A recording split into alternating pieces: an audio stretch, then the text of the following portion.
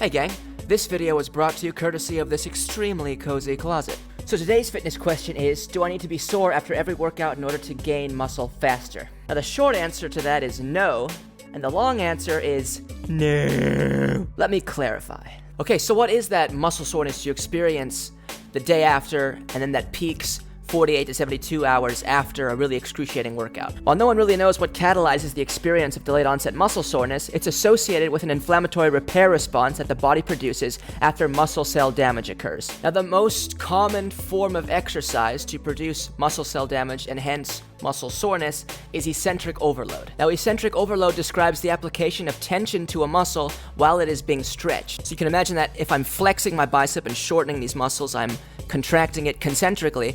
As I flex and stretch it out, that's an eccentric contraction. So eccentric movements performed slowly and with heavy weights is a technique that bodybuilders use in order to produce soreness and muscle cell damage the most efficiently. While this form of exercise is highly recommended and can help increase muscle tonality and size, it would be counterproductive to rely upon it solely. This is for a couple of reasons. First of all, the correlation between muscle soreness and muscle growth is not 100%. For example, there are certain muscle groups like the shoulders or the rhomboids that, although they may achieve similar amounts of growth to other muscle groups, do not achieve equivalent amounts of soreness. For me personally, although my shoulders relative to their size have gained more mass than my quads have, my quads, generally speaking, have gotten sore more often than my shoulders have, right? So there's a kind of a disparity there between soreness and growth. This lack of airtight correlation is further evidenced by the fact that muscle soreness occurs in other disciplines of exercise that don't prioritize growth. For example, long-distance running and strength training. So a second reason that being sore after every workout might not be a great idea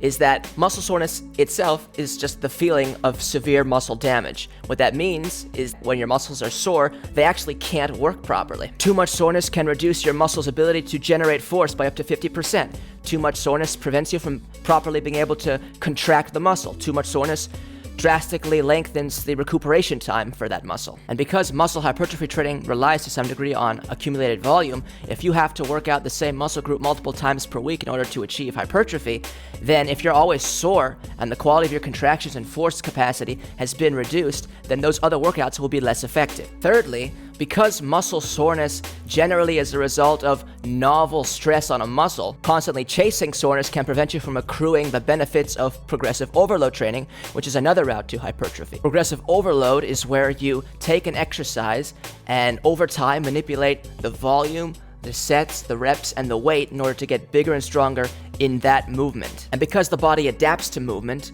progressive overload doesn't usually cause a lot of soreness, even as you increase weight and volume and reps and sets. Change is too incremental, but it's still one of the most foundational techniques to use in order to gain muscle and size and strength. Briefly, I want to mention metabolic stress, which is a third way to gain muscle. This usually involves shortened ranges of motion where the muscles put a peak tension and peak contraction simultaneously, and you're just repping it out in that short range of motion. You're trying to create a burn, trying to build up lactic acid, because no oxygen or blood's really able to run through that muscle as you're just pumping it out. It's very painful, but that lactic acid buildup can result in the release of growth hormones, which also result then in muscle growth. Okay, so since muscle soreness cannot be the only method used in order to produce hypertrophy, how should it be employed so that it's most effective? So because it's part of a trinity of techniques, namely progressive overload, metabolic stress, eccentric overload, in tandem, they facilitate each other, right? So if I'm plateauing in one aspect of training, say progressive overload, maybe if I incorporate more eccentric training into my workouts, I'll be able to shock my neurophysiology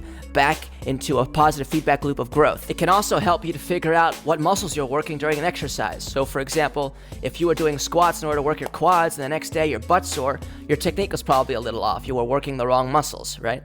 That's not to say to use eccentric overload sparingly, because even eccentric overload, if your body adapts to those certain movements, won't produce soreness either, and it's still an effective way to train. And again, I just want to remind you that if you're not sleeping well, if you're not eating well, no matter what exercise method you employ, it's not going to really do anything for you because you're not giving your body the environment it needs in order for those things to bear fruit. Alrighty, so hopefully that answered your question in a satisfactory fashion. You can let me know, I guess, if you see this video. And peace. It was cool talking, y'all.